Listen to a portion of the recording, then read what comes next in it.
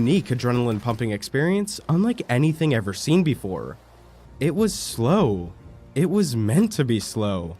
And it was perfect slow. You probably at most only spent around 6 to 7 minutes of your time within the battlegrounds actually battling other players. The rest of the 30 minutes was spent tactically landing, looting, and traversing the barren terrain. You couldn't simply run and gun.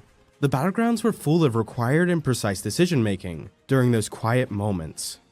You picked where to land, you picked what guns to use, you picked what armor and healing you needed, you picked where to fight, you picked where to die. Every single action you took mattered.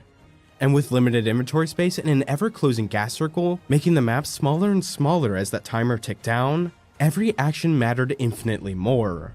And with gritty realistic graphics and the haunting atmosphere of war, you were fully immersed into the battlegrounds. Not only being able to see, but being able to hear who's battling around you was a key component to PUBG utilized in a completely new fashion.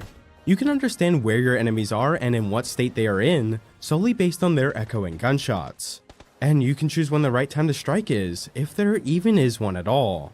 And since not only you are listening and scanning for everyone else, but everyone else is also listening and scanning for you, the game festers this dreadful sense of paranoia of being able to be shot at any moment. So even the slow, quiet moments are filled with genuine anticipation and tension. And despite there only being one map at the original release, every single game you played was determined to be wildly different than the last, because of the circle closing into a different location, or facing off against entirely different players with their own unique playstyles. All of these factors made this game absolutely perfect for the competitive and esports scene. But that's only one side of the game and only one reason of why it was so successful. The other reason is because it was just utterly broken. The game was riddled with horrendous glitches and ludicrous moments that allowed the exact opposite of a competitive community to thrive as well. Now, you could play over 30 matches and never come across a single one of these absolute abominations of game design, but as soon as you did, content gold.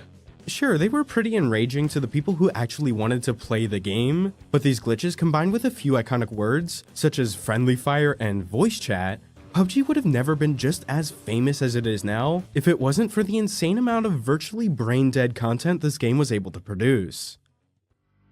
So here we have two sides to an absolute brilliant game that have solidified PUBG's place within gaming history.